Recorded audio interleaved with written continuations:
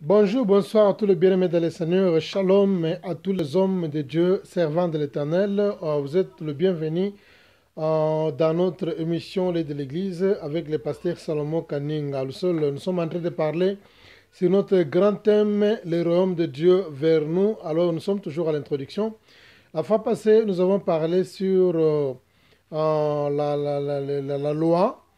Et aujourd'hui, nous allons parler sur la prophétie ou encore le prophète.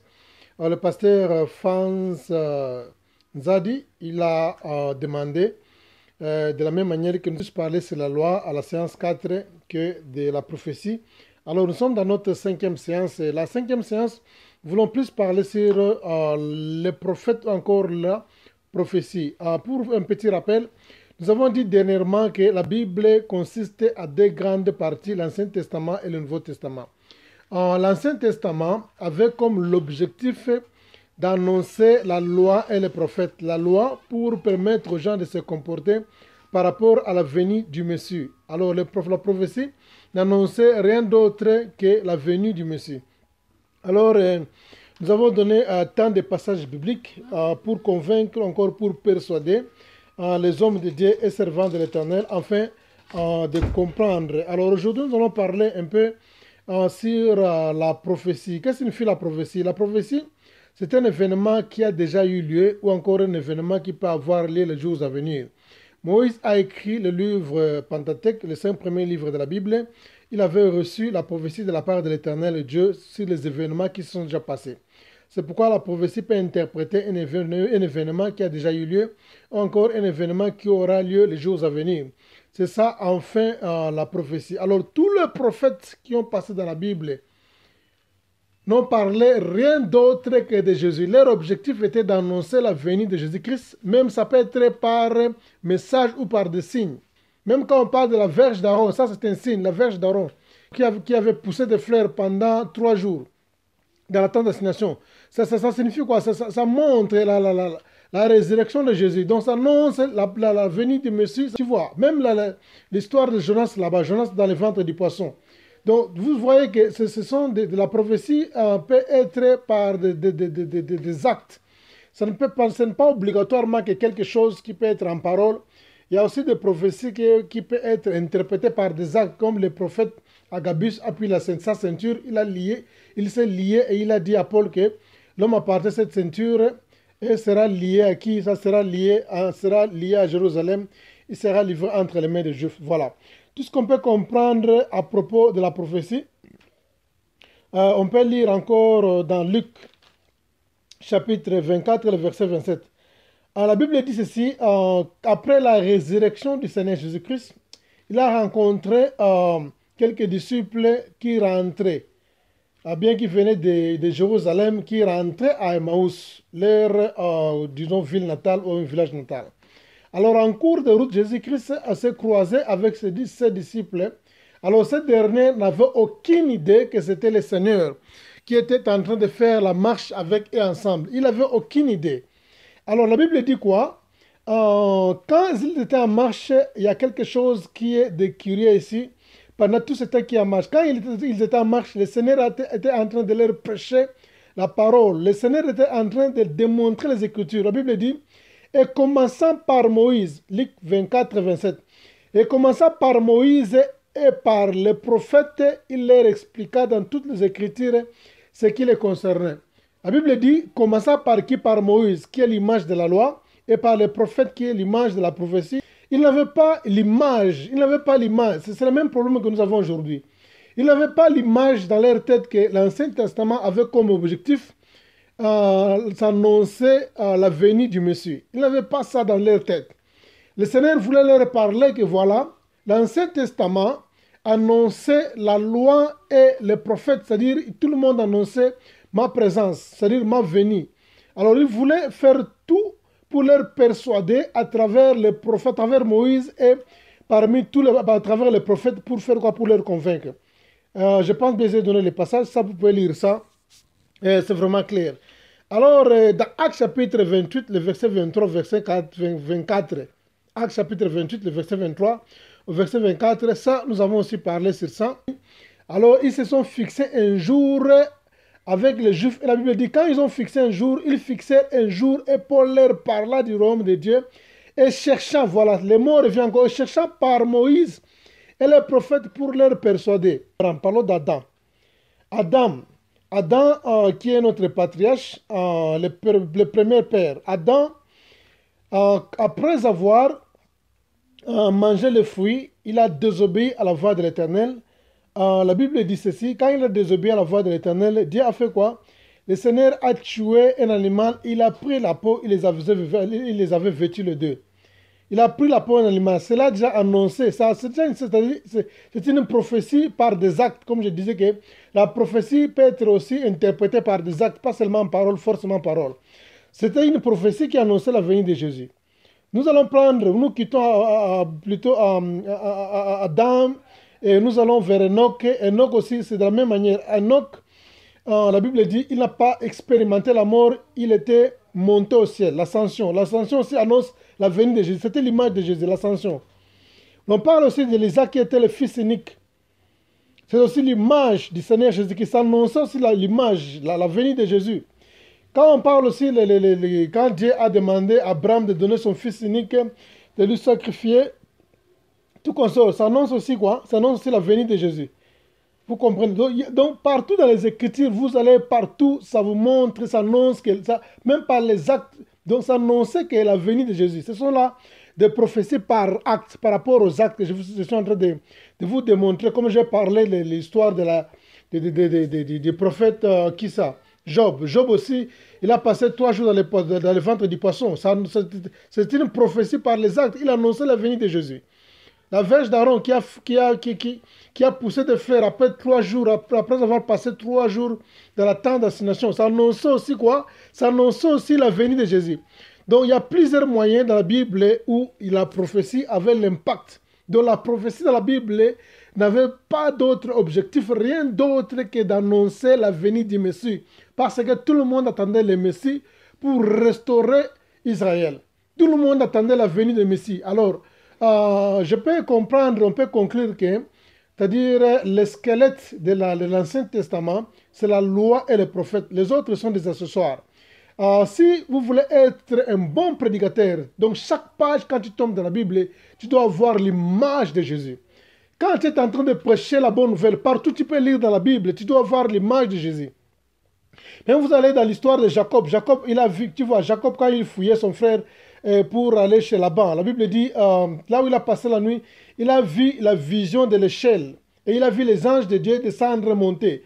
Ça annonce aussi la venue de Jésus, c'est-à-dire la personne qui a lié les cieux et la terre. C'est ça, c'est-à-dire ça annonce aussi la venue. Donc chaque acte annonçait la venue de Jésus. Donc il y en a plusieurs façons dans la Bible qui annonçaient la prophétie, qui annonçait la venue de Jésus. Si nous allons encore plus tard, on parle de Moïse. Là, Moïse aussi annonçait la venue de Jésus.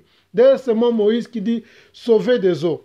Tu vois, ça annonce aussi, c'est-à-dire, ça annonce aussi la venue de Jésus. Et on l'appelle le libérateur, on l'appelle le sauveur d'Israël.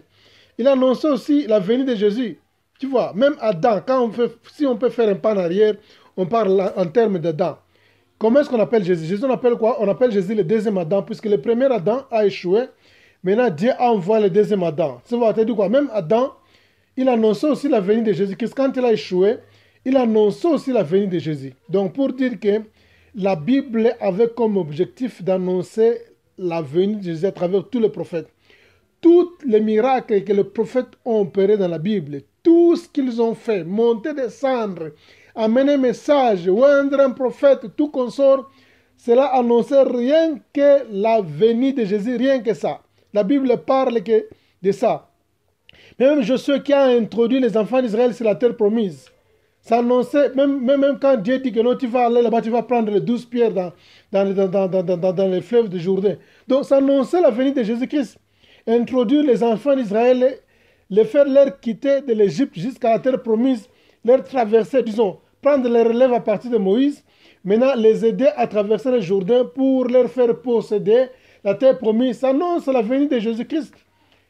Tu vois, tout ça, ça parle que de Jésus-Christ. C'est pourquoi le Seigneur dit que non, vous sondez les Écritures, croyez avoir la vie en elles, mais les Écritures parlent de moi. Donc, tous les Écritures parlent de moi. Moïse lui-même, qu'est-ce qu'il a dit aux enfants d'Israël? Il a dit un élément qui est tellement important. Il a dit, le Dieu de vos pères vous suscitera un prophète parmi vos fils et vous l'écouterez. Celui qui ne l'écoutera pas sera mis à mort. De quel prophète il annonçait? Il a dit, il vous citera un, pas de prophète. Il a dit, le Dieu de vos pères vous citera un prophète parmi les fils de vos pères. Et vous l'écouterez, celui qui ne l'écoutera pas, il sera mis à mort. Quand il a prophétisé, bien quand il a annoncé ce message, il parlait de Jésus. Pour donner encore un exemple, je rentre encore aux mêmes exemples que j'avais donnés. Matthieu chapitre 11, verset 12. La Bible dit, depuis le temps de Jean-Baptiste jusqu'à présent, le royaume de Dieu est forcé, ce sont les violents qui s'en emparent, car les prophètes, voilà. Notre point important ici, quoi, on dit, car tous les prophètes et la loi ont prophétisé jusqu'à Jean. Donc, selon la Bible, les derniers prophètes, c'est Jean-Baptiste. Donc, ceux qui sont venus après Jean ne sont pas considérés comme étant les prophètes de l'Ancien Testament. Pourquoi les prophètes? Puisque les prophètes avaient comme l'objectif, je ne dis pas que non, dans les 5 ministères, les prophètes n'existaient pas, non, cela n'a rien à voir. Alors, nous parlons en termes de prophètes de l'Ancien Testament qui devraient préparer la venue du Seigneur, ou bien la venue du Messie. Alors, en termes de la prophétie, la Bible dit tout. Et il a dit là-bas en bas, si vous voulez le comprendre, c'est lui, Élie, qui devait venir. Voilà, c'est lui, Élie, qui devait venir. Alors, tout le monde a prophétisé jusqu'à Jean. Alors, quand le Seigneur est venu lui-même, c'est alors qu'il a commencé à annoncer le message de la repentance et le message du royaume de Dieu. Jésus-Christ, quand il est venu, il n'est plus rentré pour annoncer le message de la prophétie ou le message de la loi, puisque Jean-Baptiste était le dernier prophète pour annoncer la venue de Jésus. Et c'est lui d'ailleurs qui a présenté le Messie aux gens. Que nous voici l'agneau de Dieu qui ôte le péché du monde. Il a introduit le Seigneur. C'est-à-dire la prophétie avait eu fin à partir de Jean-Baptiste. Maintenant, comme lui-même, Christ avait apparu, alors il n'était pas question encore de continuer avec les prophéties, ou encore de continuer avec les prophètes, ou encore avec la loi, parce qu'on dit que Christ c'est la fin de la loi. Il a mis fin à la loi. Maintenant, il a introduit le message du royaume de Dieu que nous sommes en train de prêcher vers nous. Il a introduit le message du royaume de Dieu. Quand Christ est venu, il n'est pas venu avec l'évangile de la prophétie, puisque tout le monde a prophétisé pour lui. Il n'est pas venu avec l'évangile de la loi, puisque la loi annonçait comment les gens doivent se comporter par rapport à sa venue. Mais il est venu annoncer le royaume de Dieu, le message le plus important que tous les prédicateurs doivent majoritairement prêcher à l'église à tout moment pour rappeler, puisque plusieurs personnes aujourd'hui dans l'église, tellement que nous sommes en train de traverser le temps de la fin, plusieurs personnes à l'église ont toujours eu le désir d'entendre les choses agréables. Il y a beaucoup d'évangiles qui a plus de priorité dans nos églises, c'est la prospérité, les voyages, les mariages, la promotion, le succès, le combat spirituel, tu vois, la victoire, les défis. Alors, en principe, comme j'avais dit la fois passée, ça, ce sont, qu'on appelle ça, ce sont les conséquences d'entrer dans le royaume de Dieu.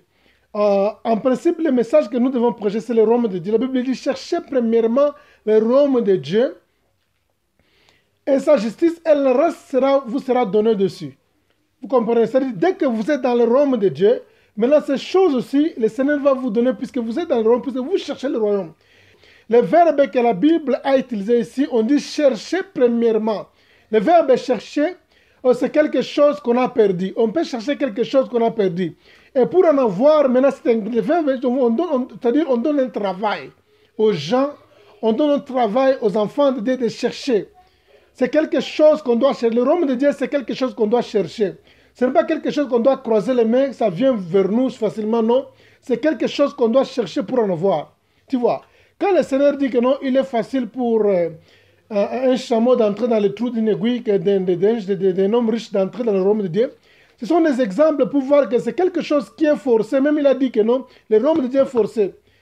Comme c'est forcé, c'est quelque chose qu'on doit chercher. Il faut toujours marteler, insister à prêcher aux enfants de Dieu sur le royaume de Dieu, puisque dès que les enfants de Dieu ont la possession du royaume de Dieu, maintenant ils ont le reste des choses. C'est pourquoi la fois passée, j'avais donné l'exemple sur l'enfant prodige. Il voulait seulement l'accès. L'enfant prodige ne voulait pas qu'on puisse lui ravitailler, comment dirais-je, la nourriture là où il était dehors. Il ne voulait pas qu'on puisse lui amener les vêtements en grande quantité. Il n'a pas demandé les secours qu'on lui amène les serviteurs de son père ou les servantes pour aller lui secourir là où il restait. Mais lui, toutes les formules qu'il a utilisées pour venir encore, pour rentrer dans la maison de son père comme étant un travailleur, il voulait seulement voir l'accès, parce qu'il savait que dès qu'il a l'accès dans la maison de son père, qui est l'image du royaume de Dieu, il aura le reste là-bas. Vous comprenez, c'est ça. Donc, dès que nous sommes dans le royaume de Dieu, et nous aurons maintenant le reste que nous avons besoin. Nous aurons tout ce que nous avons besoin. C'est-à-dire, les gens, au lieu de prêcher le royaume de Dieu, et les gens sont plus distraits à prêcher les choses qui sont considérées comme étant les attributs.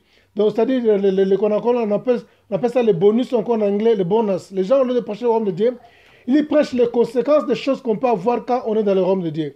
Alors, quand est-ce que nous aurons le royaume de Dieu? C'est ça la question. Quand est-ce que nous aurons le royaume de Dieu? Le royaume de Dieu est déjà vers nous.